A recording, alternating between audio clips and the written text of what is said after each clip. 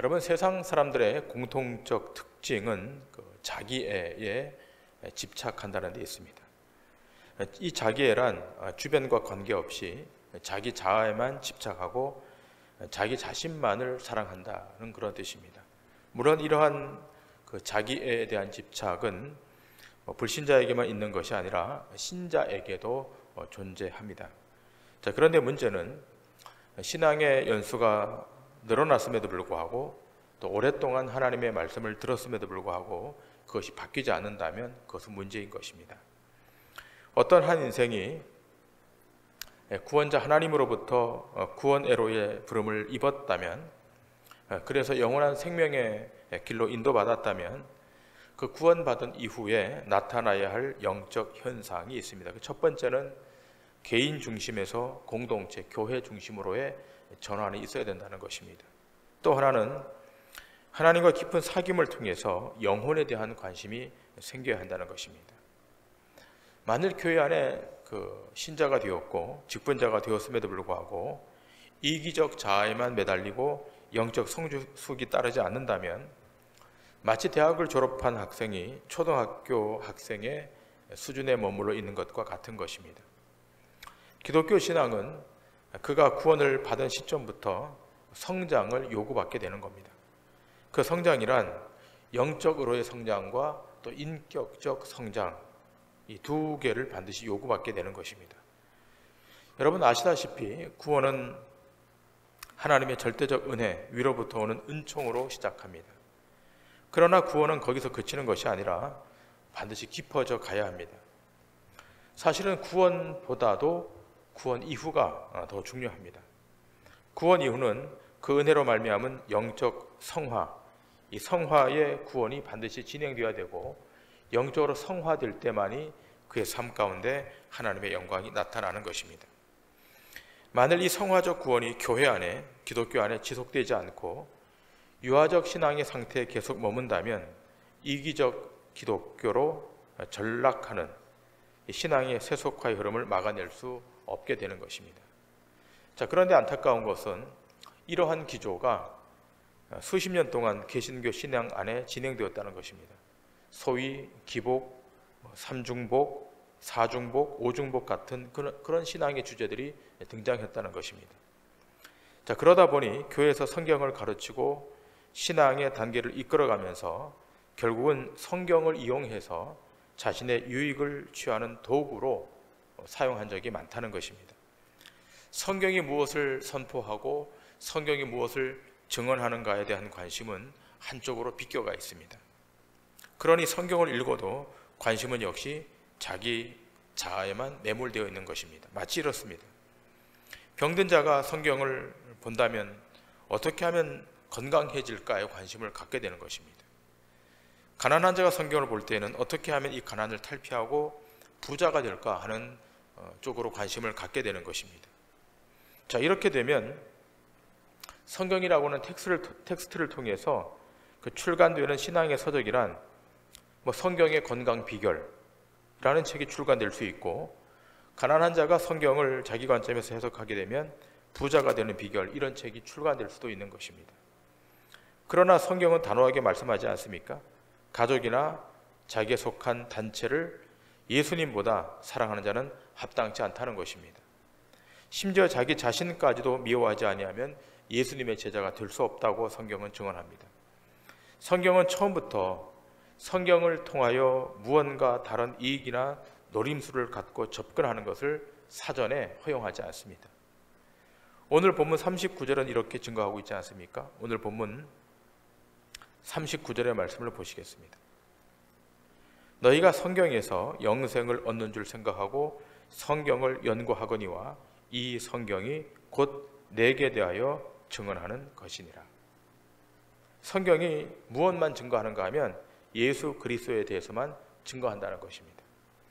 자, 그런데 성경이 예수님을 증거하고 있는데 사람들이 예수님을 알아봅니까? 못 알아봅니까? 못 알아보는 것이 문제입니다. 못 알아보는 것만이 문제가 아니라, 거기서 그치는 것이 아니라 메시아로 구원자로 오신 예수를 십자가에 매달아 죽였다는 것입니다. 그러나 이렇게 메시아로 오신 그리스도를 인간이 거절하고 반대한다고 예수가 구원자로 증거되지 않는 것입니까? 그렇지 않습니다. 예수 그리스도가 주이시고 예수 그리스도가 구원자라는 사실을 주권자 하나님이 스스로 증거하시는 것입니다. 요한복음 5장 36절, 오늘 본문 36절은 이렇게 말합니다. 내게는 요한의 증거보다 더 큰 증거가 있으니 아버지께서 내게 주사 이루게 하시는 역사, 곧 내가 하는 그 역사가 아버지께서 나를 보내신 것을 나를 위하여 증거하는 것이오라고 말하고 있습니다. 아버지께서 나를 보내신 것을 나를 위하여 증언하신다는 것입니다. 예수님이 하나님의 아들이시고 또 예수님이 하시는 일을 통해서 그가 메시아인 것을 증거한다는 것입니다. 그 일이라고 하는 것은 사람들이 알아들을 수 있고 확인할 수 있는 것이 아닙니다.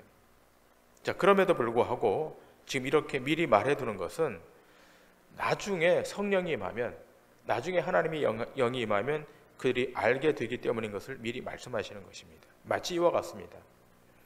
여러분, 어린 아이들이 어른들에게 뭔가 질문할 때 그 질문한 답을 장황하게 설명하기 어려울 수가 있지 않겠습니까? 그리고 지금 그 아이에게 그 내용을 다 설명을 해도 잘 인지하지 못한다고 여겨질 때 어른들이 뭐라고 말합니까? 나중에 어른이 되면 안다라고 말하지 않습니까? 지금 본문의 정황이 그런 것입니다. 예수님의 말씀을 알아듣는 사람이 없습니다. 그럼에도 불구하고 사도 요한이 지금 이 요한복음의 말씀을 통해서 증언하는 것입니다. 예수님이 지금 하고 계신 일, 그 사역을 통해서 언젠가 너희가 하나님이 하신 일을 알게 될 것임을 증거하고 있습니다. 자, 그러면 예수님의 하시는 일의 궁극적 종착지는 어디인가라고 하는 거예요. 예수님이 공생의 3년을 통해서 하시는 일의 궁극적 종착지는 어디입니까? 십자가입니다. 왜 십자가가 종착지입니까? 십자가로 가야 세상의 어떠한 능력으로도 구원에 이를 수 없다는 것을 드러내기 때문입니다. 그래서 바울은 고린도 교회와 골로새 교회에 이렇게 증거합니다. 고린도전서 1장 18절의 말씀입니다. 십자가의 도가 멸망하는 자들에게는 미련한 것이요 구원을 받는 우리에게는 하나님의 능력이라. 골로새서 1장 20절입니다. 그의 십자가의 피로 화평을 이루사 만물 곧 땅에 있는 것들이나 하늘에 있는 것들이 그로 말미암아 자기의 화목하게 되기를 기뻐하심이라. 십자가, 그 십자가가 종착지입니다. 십자가는 인간의 공로로는 그 어떤 것도 안 된다고 하는 것에 아주 중요한 기독교 신앙의 주제이자 상징입니다.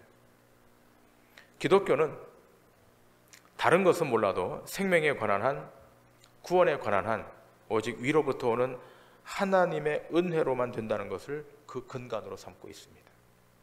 이것은 하늘이 두 쪽이 나도 양보가 되지 않습니다. 구원에 관한 한, 생명에 관한 한, 그것은 인간의 능력으로 되는 것이 아니라 주권자의 능력, 주권자의 은혜로 되는 것입니다. 그러면 이 십자가와 반대되는 것이 뭡니까? 그것이 바로 인간의 행위입니다. 십자가는 철저하게 단 1%도 인간의 윤리적, 도덕적 행위로 구원의 자리에 이른다는 것을 반대합니다. 자, 그런데 그렇게 그 행위와 공로에 매달리는 대표적인 부류가 있지 않습니까? 바리새인입니다. 끊임없이 자기를 드러내고 자기 행적을 발현시키고 인간의 영광을 받기 원하는 종교적 하이클래스, 종교적 이 집단 바리새인. 자, 그래서 오늘 요한복음 5장 40절에 주님이 이렇게 직설적인 말씀을 하십니다. 그러나 너희가 영생을 얻기 위하여 내게 오기를 원하지 아니하는도다. 영생을 얻으려면 어떻게 해야 되는 것입니까? 본문에 기술된 바와 같이 예수 그리스도 앞으로 가야 되는 것입니다. 메시아 대신 예수 앞으로 가지 않고서 구원을 얻기는 불가한 것입니다. 자, 그런데 이 바리새인들의 영생과는 무엇입니까? 율법을 지킴으로 자신들의 그 알량한 행위로 구원에 이른다고 생각을 했던 것입니다. 그러나 성경은 끊임없이 인간의 행위로 구원을 받는 것을 부정합니다. 에베소서 2장 8절 9절에 이렇게 말하고 있지 않습니까? 너희는 그 은혜에 의하여 믿음으로 말미암아 구원을 받았으니 이것은 너희에게서 난 것이 아니요 하나님의 선물이라. 행위에서 난 것이 아니니 이는 누구든지 자랑하지 못하게 함이라. 여러분, 인간의 행위로 구원에 이를 수 있다고 생각하는 사람의 중요한 특징 하나가 있습니다. 그것은 사람에게서 영광을 취하려고 한다는 것입니다. 저 오늘 본문 44절에 예수님이 이렇게 말씀하십니다. 너희가 서로 영광을 취하고 유일하신 하나님께로부터 오는 영광은 구하지 아니하니.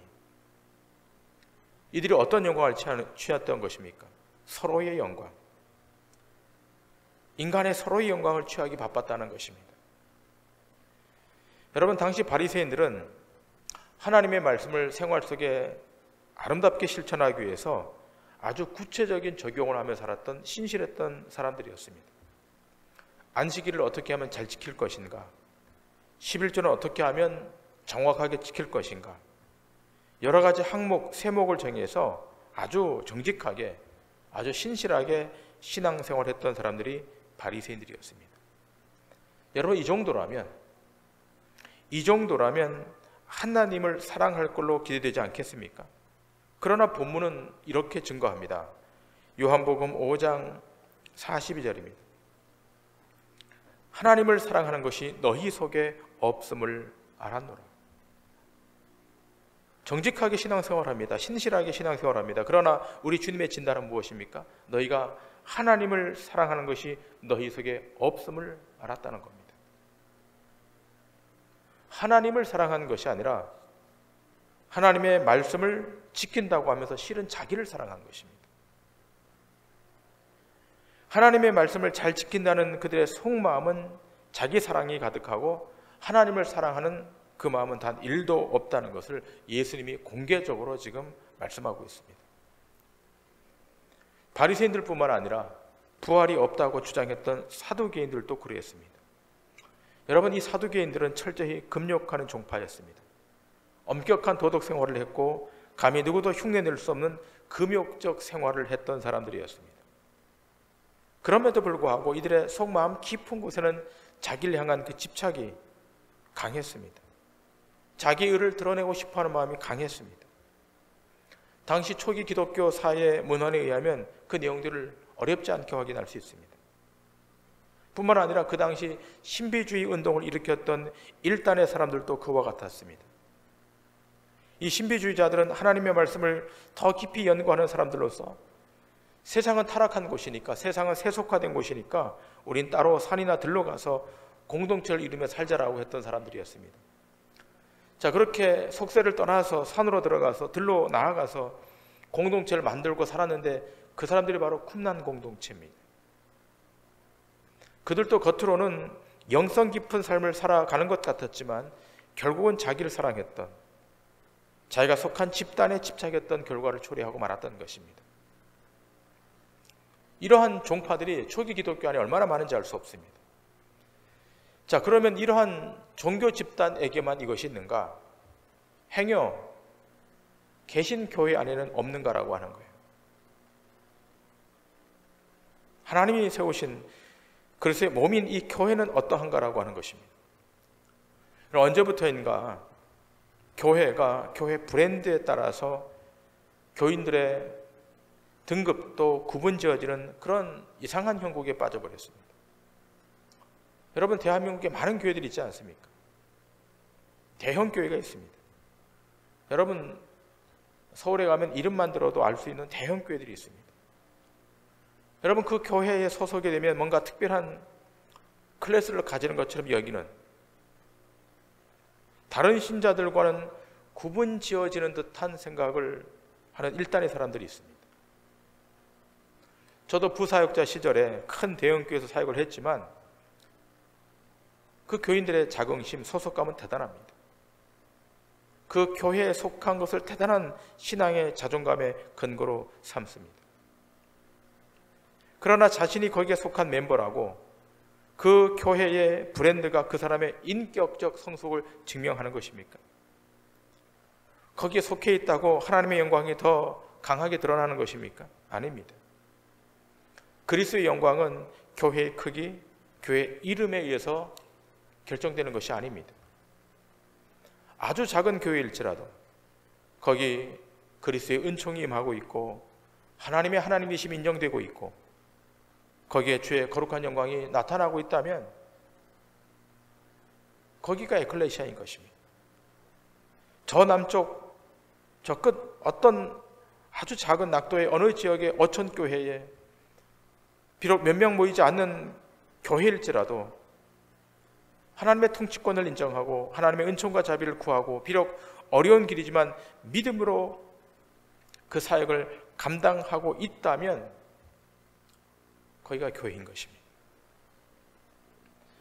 여러분, 기독교 신앙이 조심하고 또 조심해야 하는 것은 선악과를 따먹을 때 그 유혹, 어떤 유혹입니까?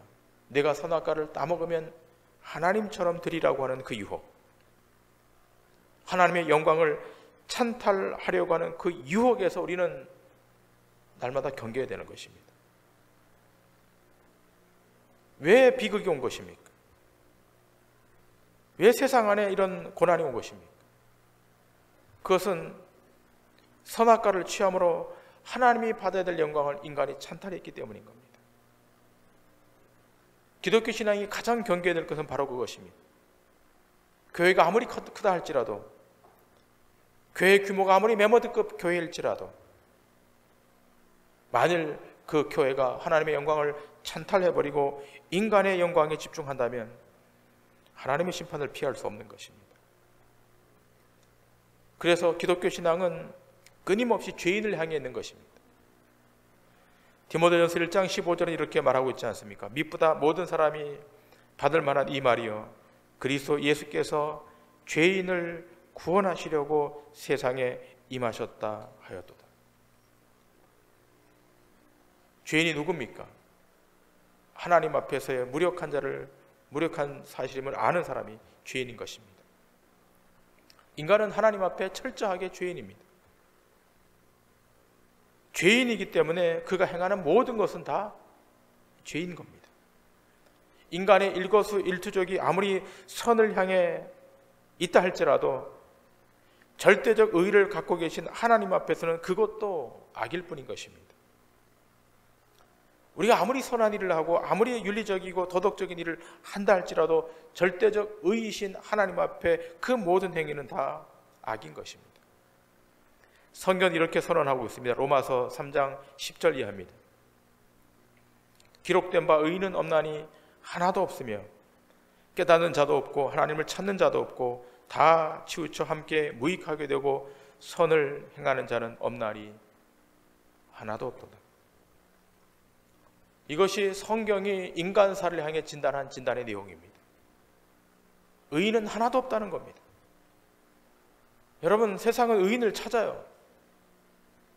전철의 선로에 떨어진 사람을 구하면 그 사람 의인이라 그럽니다. 지금도 일본에 가면 한국 사람 한 분이 그 사람을 구했다 해서 그 사람을 의인화 시킵니다. 추앙합니다. 그러나 오늘 성경은 이 세상에 의인은 없다는 겁니다. 하나도 없다는 것입니다. 그 도덕적 윤리적 의의를 가지고 구원의 자리에 이룰 수 있는 인생은 하나도 없다는 것입니다. 성경은 모든 사람이 다 죄를 범하였기에 하나님의 영광이 이르지 못한다고 선언하고 있습니다.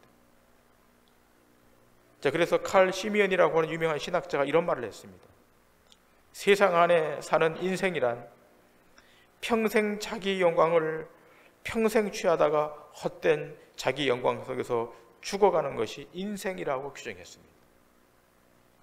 저는 이 말에 동의합니다.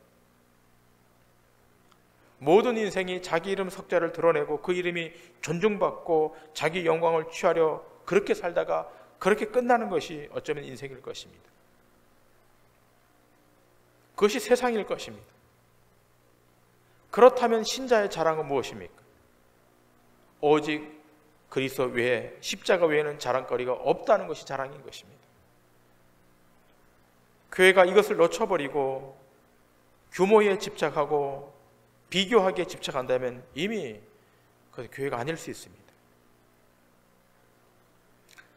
여러분, 이솝 우화 중에 하늘을 날고 싶은 개구리 이야기를 여러분 알고 있지 않습니까?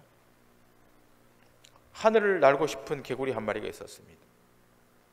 이 개구리는 하늘을 날고 싶어서 병이 날 지경이었습니다. 그런데 하루는 강남으로 가는 철새에게 자신이 하늘을 날고 싶은데 도와줄 수 없겠냐고 묻습니다. 근데 어떻게 날개도 없는 개구리가 하늘을 날 수 있겠냐고 거절합니다. 하지만 이 개구리는 포기하지 않고 이 방법을 연구합니다. 마침내 이 개구리가 기발한 생각을 내게 됩니다. 그 철새가 막대기의 한쪽 끝에 입을 물게 하면 개구리가 다른 한쪽 입에 끝을 물겠다고 제안을 합니다.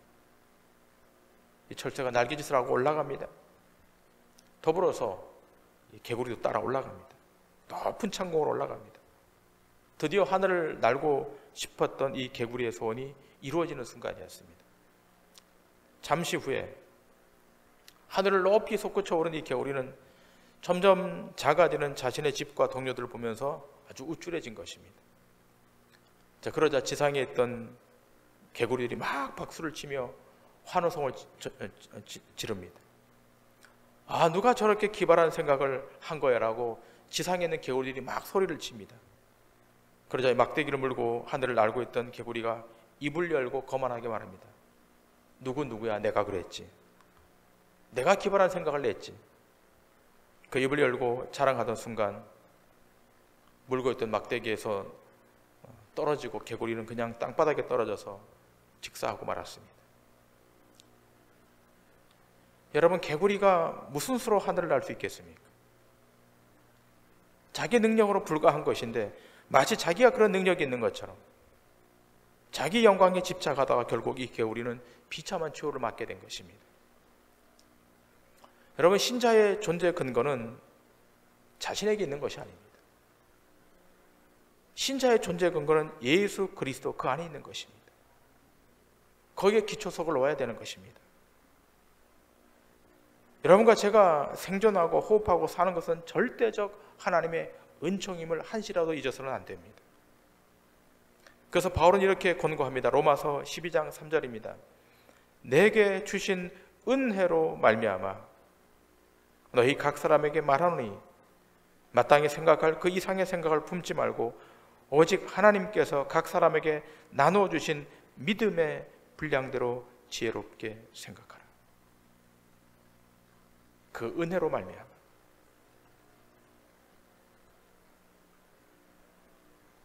신자된 우리가 이렇게 생존하여 사는 것, 그래서 삶의 여정이 하루하루 연장되고 이 코로나19로 인하여 불안한 현실을 살아가고 있지만, 그러나 이만큼 이 자리까지 온 것, 그건 여러분 각자에게 베푸신 하나님의 은혜 때문인 것이고 특별하게 베풀으신 하나님의 분복 때문인 것을 기억하셔야 됩니다. 오늘의 삶이 내일로 연장되고 그 다음 날로 연장되는 것, 하나님의 은총입니다. 그분의 보이지 않는 자비의 손길이 여러분 삶의 곳곳에 닿아 있는 것입니다. 그러므로 남은 인생 주 예수 그리스도만 높이셔야 됩니다. 그분만을 사랑하시고 그분만을 존귀히 여기시고 그분의 영광 앞에 무릎을 꿇으셔야 됩니다. 그것이 신자된 인생의 첫 번째입니다. 마귀는 끊임없이 유혹의 덫을 던집니다. 내 이름이 있잖아. 내 영광을 나타내야 되잖아. 내 자존심을 증명해야 되잖아.